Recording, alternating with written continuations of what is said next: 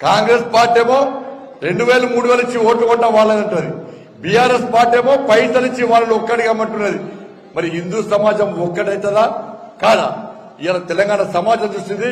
ఇలా ప్రతి ఒక్కరు ఎదురు చూస్తానని కాదు.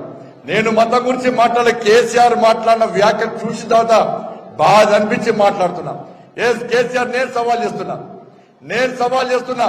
ఇవాళ నేను హిందూ ధర్మం కోసం పనిచేస్తా, కరీంనగర్ అభివృద్ధి కోసం పనిచేస్తా, నరేంద్ర మోడీ గారు ప్రధానమంత్రి చేయడమే లక్ష్యంగా పనిచేస్తా.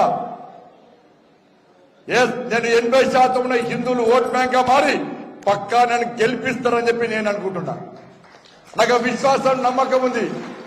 ఆ విశ్వాసం నమ్మకం నాకుంది. ఇలా నువ్వు ఇట్లా నీ పార్టీకి ఇట్లా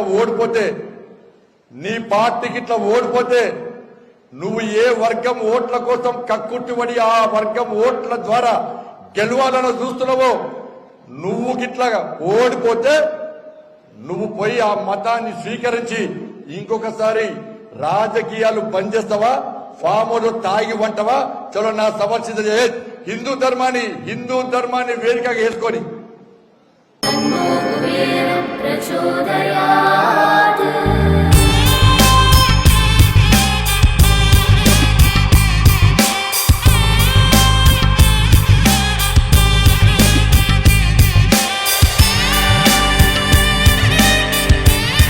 కుబేరలక్ష్మి కటాక్షంతో అందరి ఇంట్లో బంగారం, వజ్రం, వెండి నిండా. లలిత అక్షయ తృతీయ బంగారు నగలకు తరుగులో 1% తగ్గింపు. వజ్రాభరణాలు క్యారెట్కు 5000 తగ్గింపు.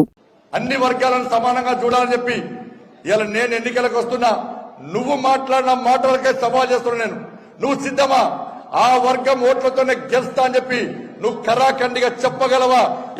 నేను నా ధర్మం ఓట్లతో పక్కా గెలుస్తా అని చెప్పి నేను చెప్తున్నా, స్పష్టం చేస్తున్నా. దాన్ని నువ్వు సిద్ధమా? ఇలా ఆలోచించి వాళ్ళ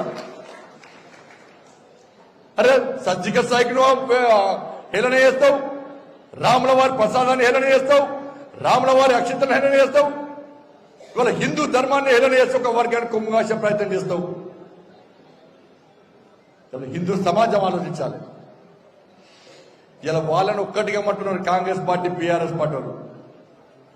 ఇలా హిందువులు ఒక్కటైతే ఏ విధంగా ఫలితాలు వస్తాయో, గతంలో ఏ విధంగా నిరూపించారో ఇలా మళ్ళా నిరూపించాల్సిన బాధ్యత హిందూ సమాజం మీద ఉంది.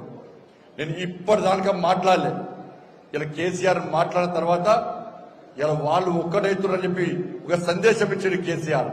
ఇలా మనం ఒక్కటి కావాల్సిన అవసరం ఉందని చెప్పి నేను మీకు రిక్వెస్ట్ చేస్తుంది కదా. ఇలా యువత ఆలోచించాలి. కేసీఆర్ వ్యాఖ్యలను సమర్థిస్తారా? కేసీఆర్ వ్యాఖ్యలను వ్యతిరేకిస్తారా? కేసీఆర్ వ్యాఖ్యలను వ్యతిరేకిస్తే ఇలా భారతీయ జనతా పార్టీని గెలిపించండి. భారతీయ జనతా పార్టీ సమర్థించండి. వాళ్ళ భారతీయ జనతా పార్టీ భారీ మెజార్టీతో గెలిపించండి.